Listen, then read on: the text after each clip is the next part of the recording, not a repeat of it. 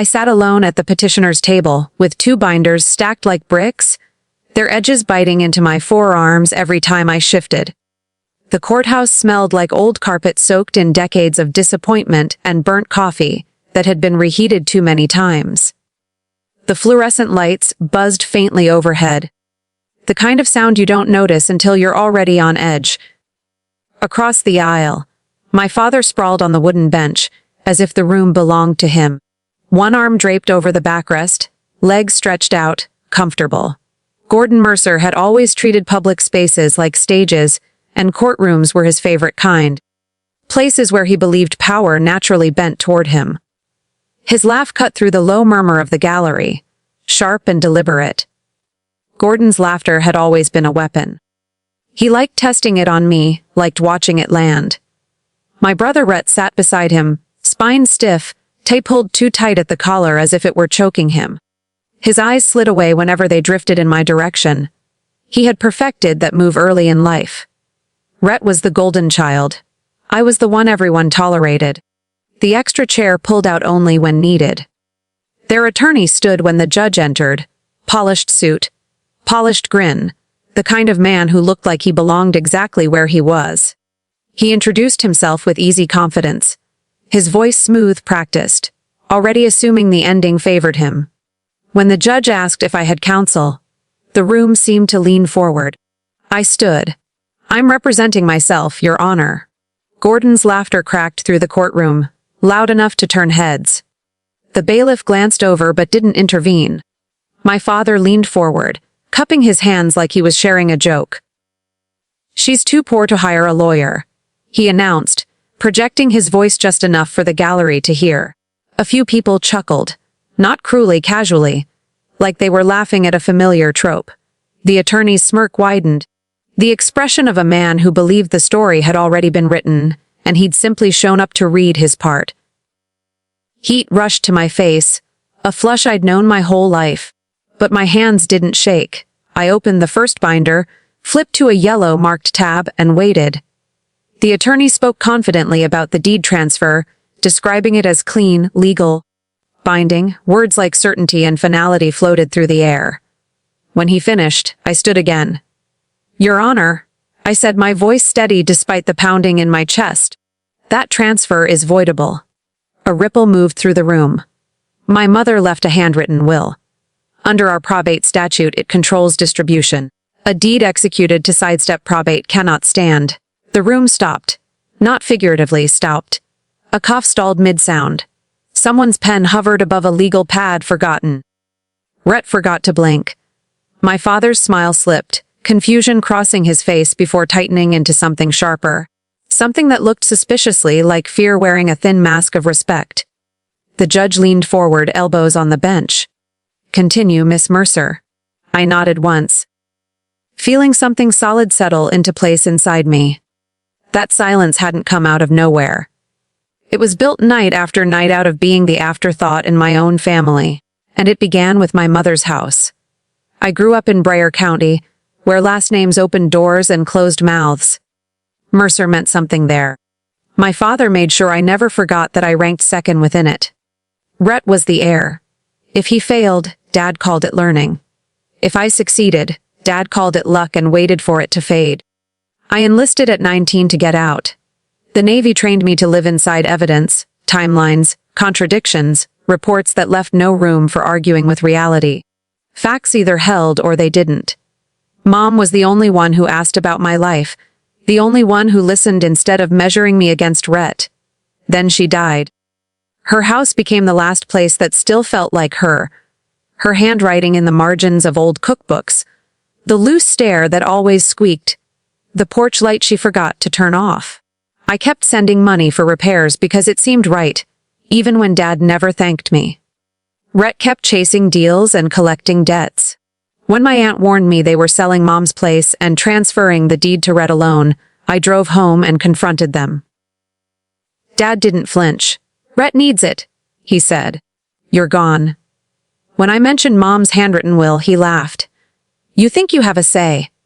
That night, I stopped trying to win his approval. Back in court, the opposing attorney tried to talk over me, his voice rising impatient. The judge lifted a palm. Let Miss Mercer finish. I placed the old property tax certification beside the new deed. Same man, I said. Different signature. My father didn't laugh this time.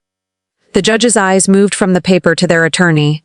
Counsel, he said calmly, we'll take a brief recess. And for the first time that morning, Gordon Mercer looked like a man realizing the ground beneath him wasn't as solid as he'd believed. In the hallway, the air felt thinner, like the building itself was holding its breath. Shoes squeaked against the tile as people shifted into small knots, murmuring. Their attorney leaned in close to my father, his voice low but sharp enough that I caught pieces of it. You hid the handwritten will, he said, and you hid her transfers. Dad's lips flattened into a hard line. Rhett stood a few steps away, rubbing his palms against his pant legs over and over, like he was trying to erase something sticky. He wouldn't look at me. He hadn't looked at me once since the judge asked me to continue. I stayed near the wall, binder hugged to my chest, replaying every line I planned to say if the judge asked. The Navy had taught me this part too, the waiting, the quiet stretch where doubt tried to crawl in if you let it. I didn't. I thought of my mother's handwriting instead. The way she crossed her T's with a soft flick, like she was smiling at the page. When we were called back inside, the courtroom felt smaller. The judge settled into his seat and nodded at me. Miss Tessa Mercer, proceed. I walked forward and handed up the documents one by one. Mrs. Klein's notarized statement describing the signing, how my father had rushed it, how he'd insisted there was no need to slow down. Bank transfers showing the money I'd sent for the roof, the heater, the repairs that kept the house standing. Then the older tax form, my father's signature clean and unmistakable, laid beside the deed. The judge studied them in silence, his gaze flicking between the strokes of ink. He turned to Rhett. These collection notices, he said evenly. They're accurate. Rhett swallowed. His voice came out smaller than I'd ever heard it. Yes, Your Honor. The judge leaned back slightly and looked at the opposing attorney, then back at the deed. The court is issuing an injunction, he said. No sale, no transfer, no encumbrance of the property until probate is complete. The handwritten will is admitted for determination. Both heirs retain equal standing. That was it, no gavel drama, no speech about justice or family. Just the law snapping shut around their plan. Rhett muttered a curse under his breath. The bailiff didn't even move. The authority in the room did the work for him. My father stared straight ahead, his face unreadable now, the old certainty gone. Outside, on the courthouse steps, the cold air scrubbed the sweat from my skin. I stood there for a moment, letting myself breathe, letting the weight of the binders ease from my arms. People passed by without noticing me, and for once, that anonymity felt like relief. Dad came out last. His shoulders looked heavier than I remembered. He stopped a few feet away, like he wasn't sure I'd let him get closer. Tessa, he said, trying the name as if it were new. You embarrassed me in there. I met his eyes. I stopped letting you embarrass me. His throat worked. He looked past me at the street. The sky washed pale above the courthouse roof. Your mother always said you were the steady one, he murmured. I'm keeping the house, I said. We'll settle Rhett's share through probate. But the place stays the way she meant. He nodded slowly once, like a man conceding something he should have seen coming all along. I'm proud of you, he whispered. He said it so quietly I almost missed it. No audience. No weight behind it the way his praise had always landed for Rhett. Just a plain sentence, offered too late to change the past, but heavy enough to mark the moment. For a second, the world felt oddly balanced. Then it tilted again, the way it always does when you realize an ending doesn't fix everything. Rhett came down the steps a few moments later, stopping beside our father. He still wouldn't look at me. His jaw worked like he was chewing on something bitter. All his life, things had been handed to him with explanations ready-made. This time, there was nothing to explain. I didn't think you'd actually do it, he said finally, eyes on the pavement. I know, I answered. Dad cleared his throat. We'll talk later, he said like that was a promise and not a habit of delay. There's nothing left to talk about. I said gently. Not cruelly, just truth. Probate will sort it out. The rest is done? Rhett let out a short laugh, more air than sound. You always were Mom's favorite. I shook my head. She just trusted me. That landed harder than I expected. He flinched, then nodded once, the movement stiff. Without another word, he walked away toward the parking lot, shoulders hunched, already shrinking back into the version of himself that needed someone else to clear the path. Dad lingered. I didn't think you'd come back, he said. I didn't come back, I replied.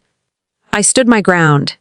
He studied me then, really looked, like he was trying to map the woman in front of him onto the girl he'd dismissed for years. No, I said.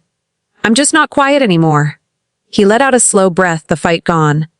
Your mother would have liked that. I know. When he finally turned away, I stayed on the steps a while longer. The courthouse doors closed behind me with a dull final sound. Across the street, my mother's house waited, unchanged in my mind. Sunlight on the porch rail, the stubborn step that always creaked, the smell of dust and lemon cleaner. Keeping the house wasn't about winning. It wasn't revenge. It was continuity. Proof that some things survived even when people tried to rewrite them. That night, I unlocked the front door and stepped inside alone. The air was still, holding the shape of old mornings and quiet evenings. I ran my hand along the wall as I passed, feeling the familiar imperfections beneath the paint. I set the binders down on the kitchen table and closed them for the last time.